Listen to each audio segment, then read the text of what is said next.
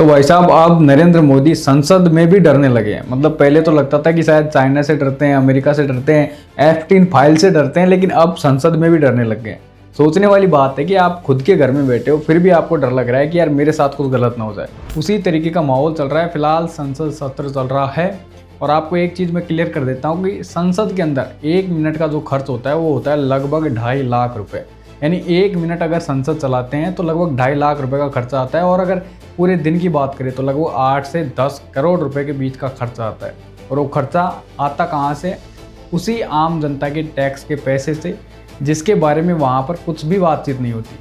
मतलब क्या high level का ड्रामा चल रहा है फिलहाल संसद के अंदर। बुधवार के दिन शाम को राष्ट्रपति के अभिभाषण पर धन्यवाद प्रस्ताव रखना था नरेंद्र मोदी को, जो कि हर बार होता है, लेकिन मोदी जी वहाँ पर पहुँचते ही नहीं है। स्पीकर ओम बिरला क्या कहते हैं इस पर कि भाई मैंने नरेंद्र मोदी से मना कर दिया था कि आप मत आओ, क्योंकि उधर जो विपक्ष की नेत्री हैं 4-5 वो इकट्ठा हो रही थी और वो नरेंद्र मोदी पर हमला कर सकती थी।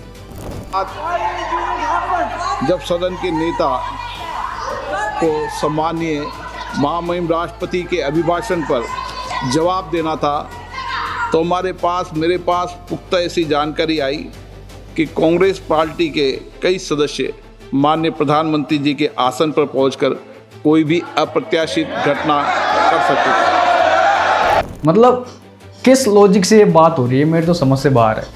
नरेंद्र मोदी पर विपक्ष की 4-5 नेत्री, मतलब 4-5 महिला नेता हमला कर सकती थी। कैसा हमला कर सकती थी?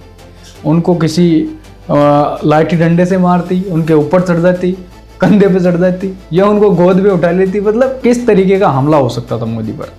अब अगर संसद में भी तुम इस तरीके से डरने लगोगे तो भाई बाहर से तो लोग क्या ही कहेंगे फिर।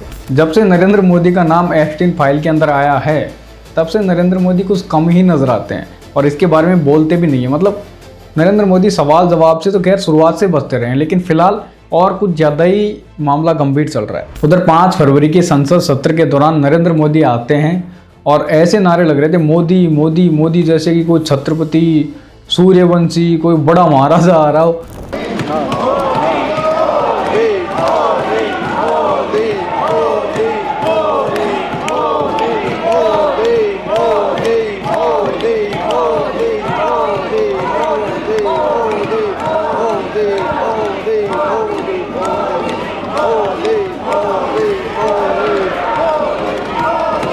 मतलब यार जनता तुम्हें वहाँ भेजती है पैसा दे करके कि हमारे मुद्दों पर बात करो। आम लोग, लोअर मिडिल क्लास गरीबों के लिए बात करो कि किस तरीके से नीतियाँ बनाई जाएं ताकि इनको गरीबी से बाहर निकाला जा सके या देश के अंदर अच्छी व्यवस्थाएं बनाई जा सके।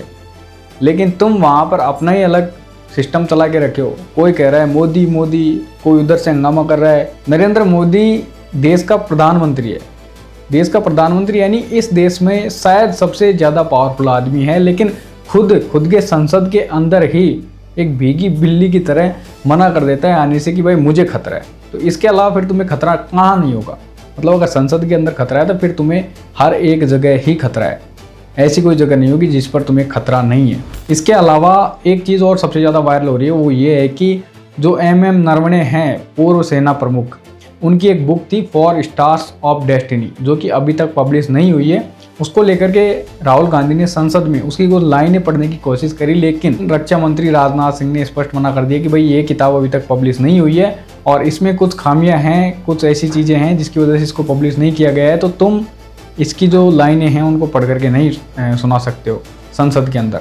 अब इसको लेकर के फिर राहुल गांधी हंगामा कर रहे हैं कि मैं ये बुक जो है जा करके दूंगा नरेंद्र मोदी को। उस बुक के अंदर कुछ ऐसी चीज़ें थी जो कि बीजेपी को परेशान करने वाली थी, मोदी को परेशान करने वाली थी, जो कि हकीकत थी, लेकिन उसके बावजूद नहीं बोलने दिया गया। तो उनकी मर्जी, उनकी सरकार, वो कुछ भी करे। इसी तरीके से चल रहा है संसद हमारा इस समय, जिसका खर्च लगभग मैंने आपको बताया 10 करोड़ रुपये प्रतिदिन आता है।